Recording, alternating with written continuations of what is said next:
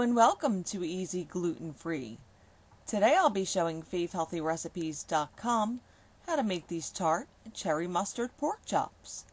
Now this festive looking dish is so easy to make, it might just become the favorite thing in your recipe box when you need something quick to throw together for a last minute holiday gathering. The tangy tart cherries and sweeter onions come together in a sauce that almost reminds me of a sweet and sour sauce, with a more American holiday type feel. And the sauce keeps the pork from getting dried out, which can sometimes happen if you're making a lean cut of meat like this. And the cherries in general seem to add the feeling of a special occasion, so this one will fit right in on the holiday table. Alright, to make this you're going to need 4 6-ounce boneless pork loin chops. I'm only demonstrating 3 here in the video, so my final dish is going to have a little bit too much sauce in the pan, but the amounts I'm giving you here are enough for at least 4 pork chops. You're going to need 1 cup of gluten-free chicken broth, or 1 cup of hot water with 1 teaspoon of gluten-free bouillon stirred in, a 15-ounce can of tart cherries in water, and you're going to want them drained with the canning liquid reserved. You'll also need 1 sliced onion, 2 sliced cloves of garlic, 2 tablespoons of brown sugar, 2 tablespoons of Worcestershire sauce, 1 tablespoon of spicy brown mustard, 2 teaspoons of dried tarragon, some salt and pepper to season the pork chops with, and enough cornstarch to dredge the pork chops in, which would be about a half cup, and 2 tablespoons of olive oil divided in half. Alright, now to make this, season the pork liberally with salt, pepper, and dried tarragon to taste.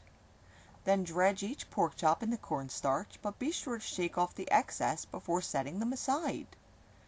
Now in a medium bowl, stir together the canning liquid, chicken broth, mustard, brown sugar, and Worcestershire sauce until the mixture is well combined, and set it aside.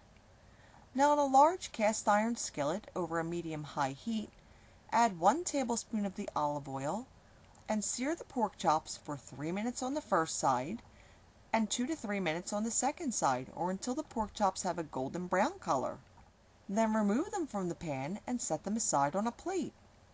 Now add the onions, garlic, and the other tablespoon of olive oil to the pan and saute for 3 to 4 minutes, stirring occasionally until the onions begin to soften and develop a bit of color.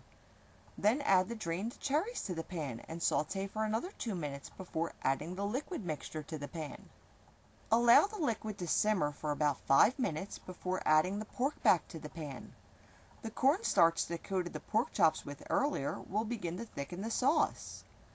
Allow the pork and sauce to simmer together on a low heat for 10 minutes, or until the sauce has thickened to a consistency you're happy with and the pork has heated through.